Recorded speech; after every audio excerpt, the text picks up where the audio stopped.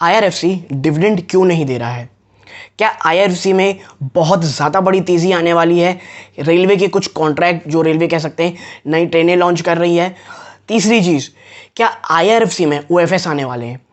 ये 3 सवाल इतने ज़्यादा मुझे पूछे जा रहे थे दोस्तों कि मुझे इसके ऊपर वीडियो बनाना बहुत बहुत ज़्यादा ज़रूरी था। एक सवाल जो मुझे सबसे ज़्यादा वियर्ड ये लगा, या आप कह सकते हैं एक, आप कहते हैं दोस्तों कोई रिटेल निवेशक, वो रिटेल निवेशक जो आप कह सकते हैं कि पैसे को तुरंत डबल करना चाहते हैं, ऐसे कुछ रिटेल निवेशक होते हैं दोस्तों।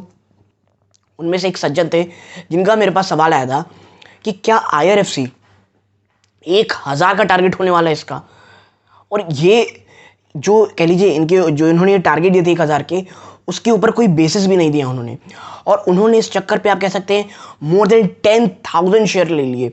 और 10,000 शेयर आप कई लोगों के लिए बहुत छोटी ही होंगी, लेकिन प्रॉब्लम ये था कि ये जो आप कह सकते हैं 10,000 शेयर है, ये उनके पोर्टफोलियो का ऑलमोस्ट 40% था। तो ये टॉपिक मुझे इतना ज़्यादा आप कह सकते हैं स्कैरी या डरावना लगा कि मुझे लगा एक बार आईआरएफसी के ऊपर ये चीज़ टॉपिक आप कह सकते हैं कि एड्रेस करने ये सवाल बहुत ज़्यादा ज़रूरी है। नमस्कार दोस्तों, मेरा नाम है अमिताभ मिश्रा और आज बात करने वाला हूँ आईआरएफसी की। देखिए, आईआरएफसी एक बहुत बहुत ज़्यादा बोरिंग स्टॉक है, ठीक है। और पास्ट में मैंने जो शेयर आपके साथ चर्चा किया, आप देखिए हेरिटेज फूड, वो ऐसे समय में मैंने कहा है उसको खरीदारी करने को कि हर कोई उस पर आप कह सकते हैं कि एकदम से लैग लस्टर हो गए थे। कई निवेशक कह रहे थे ये बकवास शेयर है, बहुत ज़्यादा ख़राब शेयर है। और मैंने कहा था कि जो मेरे वीडियोस हैं बहुत ज़्यादा इन्वेस्टमेंट पर्पस के लिए। मैंने कहा था ऑलमोस्ट 300 के आसपास से आप एक्यूमुलेट करना स्टार्ट करें, और मैंने कहा था 250 के आसपास तक मैं इसे एक्यूमुलेट करूँगा। पर्सनली मैंने एक्यूमुलेट किया और देखिए 265 285 के आसपास कुछ हो गया था, वहाँ से 340 वापस पहुँच चुका है, ठीक है। और देखिए इन्वेस्टमेंट अगर करनी है ना, इन्वेस्टमेंट में पैसे बनाने हैं, वो ऐसे ही बनते हैं दोस्तों। थोड़ा सा बोरिंग प्रोसेस होता है। और डिस्क्लोजर के रूप में मैं बता दूं, जो हेरिटेज फूड है उसमें मैंने आज बहुत छोटी सी प्रॉफिट बुकिंग भी की है दोस्तों, ठीक है। क्योंकि मेरा सिंपल रूल है, जब स्टॉक बहुत ज़्यादा चल जाए, मेरे लेने वाले आप कह सकते हैं जो मेरी बाइंग प्राइस है वहाँ से, तो मैं थोड़ी बहुत प्रॉफिट बुकिंग कर लेता हूँ। और आज मैंने आप कह सकते हैं कि प्रॉफिट बुकिंग मैंने की है ऑलमोस्ट, जो मेरे परसेंटेज की अगर बात करूँ तो लगभग आप कह सकते हैं 30% मैंने जो अपना इन्वेस्टमेंट था उसको प्रॉफिट बुक कर लिया है, ठीक है। 30% शेयर का। बात करता हूँ आईआरएफसी की, डिस्क्लोजर के रूप में मेरी या मेरी फैमिली मेम्बर की इसमें होल्डिंग है दोस्तों। और करेंटली मैं आईआरएफसी में लॉस में हूँ, ये भी मैं आपको बता दूँ। क्यों मैं लॉस में? क्योंकि मैंने इसको एवरेज बहुत समय से नहीं किया दोस्तों, ठीक है।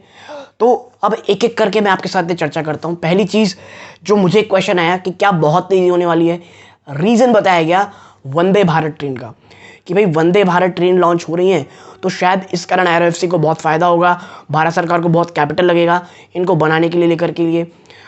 तो मैं उनसे सिर्फ एक उन निवेशकों के लिए जिनके मन में ये सवाल है, उनका एक ही जवाब दूंगा, आईआरएफसी के आप पिछले 2-3 क्वार्टर के रिजल्ट उठा के देखें, बहुत बहुत शानदार रिजल्ट दिया है।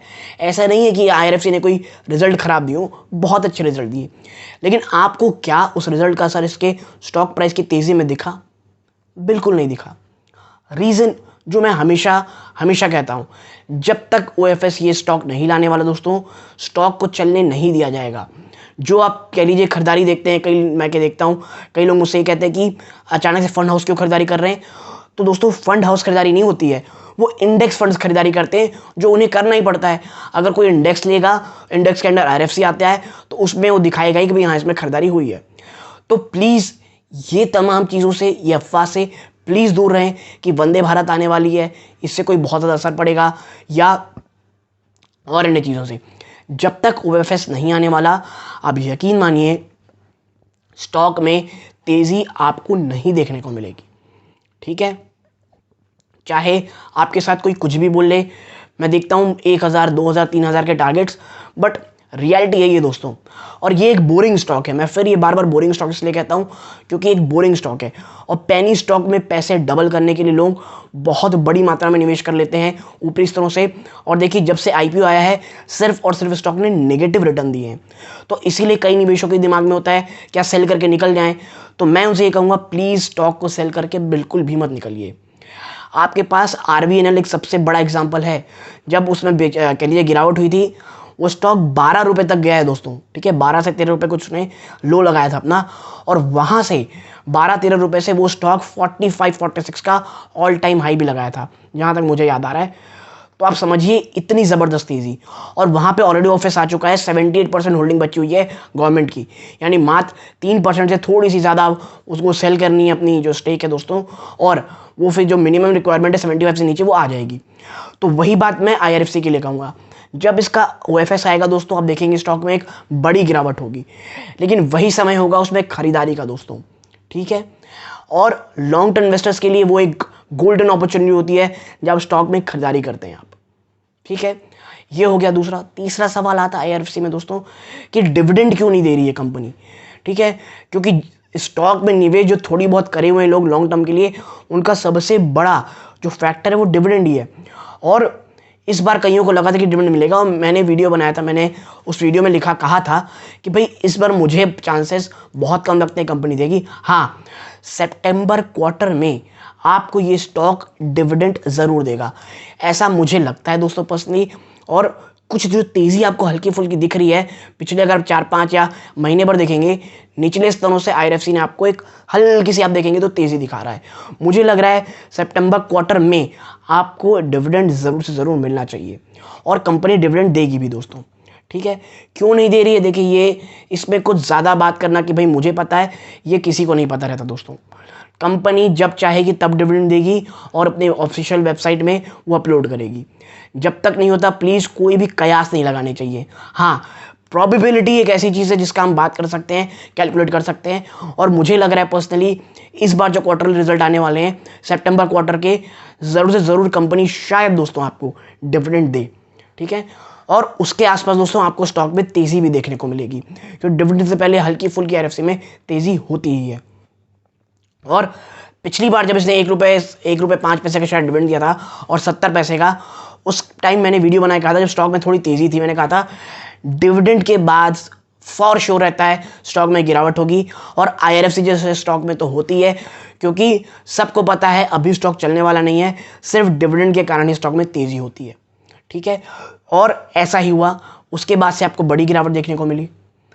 और देखिए IRFC में आप एक चीज़ प्लीज़ मान लीजिए, और ये जो रिटेल निवेशकों के बहुत सारे सवाल हैं, देखिए सवाल होना कोई गलत नहीं होता है, ठीक है, और रिटेल निवेशक को खासकर सवाल होते हैं, ज़रूर होना चाहिए।